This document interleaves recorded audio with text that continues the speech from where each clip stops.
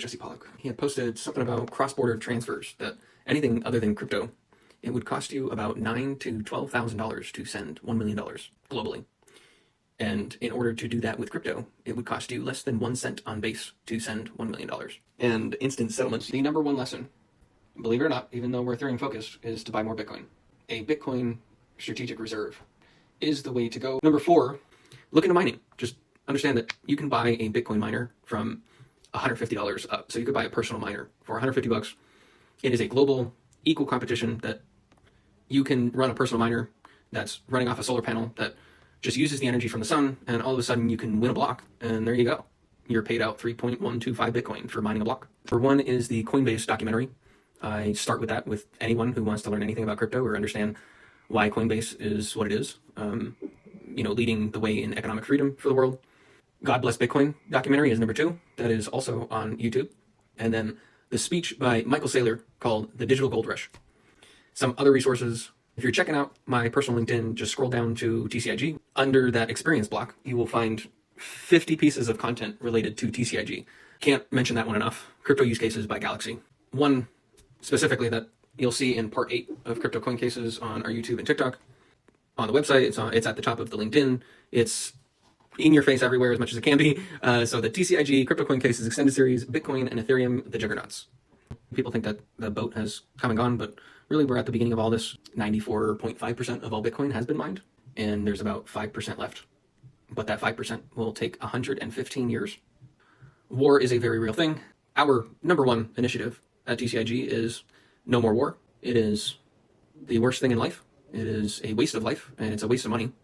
And it really doesn't do anything for anybody. There is no reason to be dropping bombs anywhere, for anyone, for anything. For all those years that we have shouted to defund the police, I think it should shift to defund war. Humans matter. I think we should all try to shift our view to defunding war. And in order to do that, you buy Bitcoin.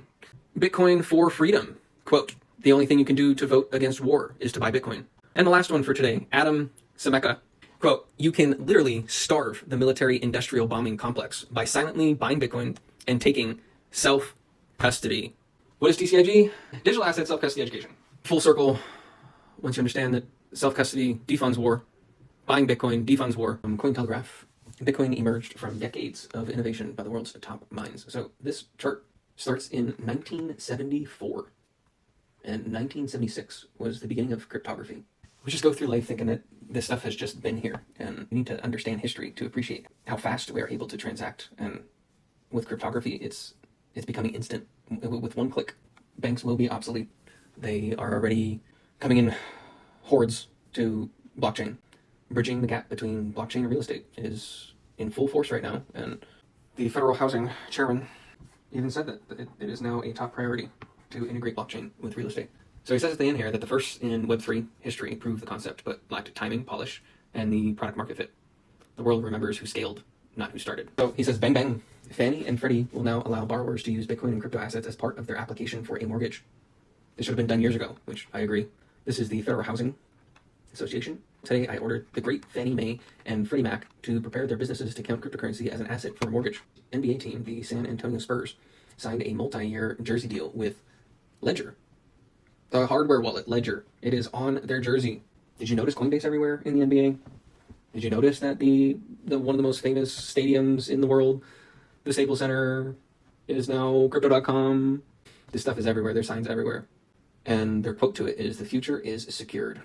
Open your eyes. Probably the largest one is the energy and carbon footprint. 0.01 terawatts per hour per year versus 175.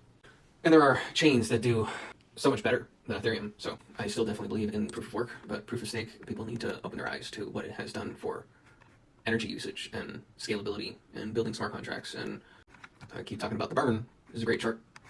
Every time people use Ethereum, Ethereum becomes rarer thanks to the EIP 1559. Part of every gas fee gets burned. So high burn equals less supply equals supply shock. I mean, look at this. Just from the merge in 2022 to now, over 4 million ETH has been burned. Look at that, over 4.5 million ETH, equal to about $13 billion. I can't imagine a world without crypto. Like Anthony Pompliano was saying, we need more peace, not more bombs. We need more love and less hate. Let's all build together. Let's all create a better, less wasteful world.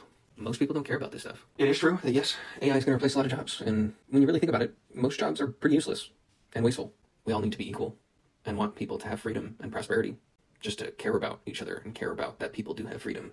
We need to care more.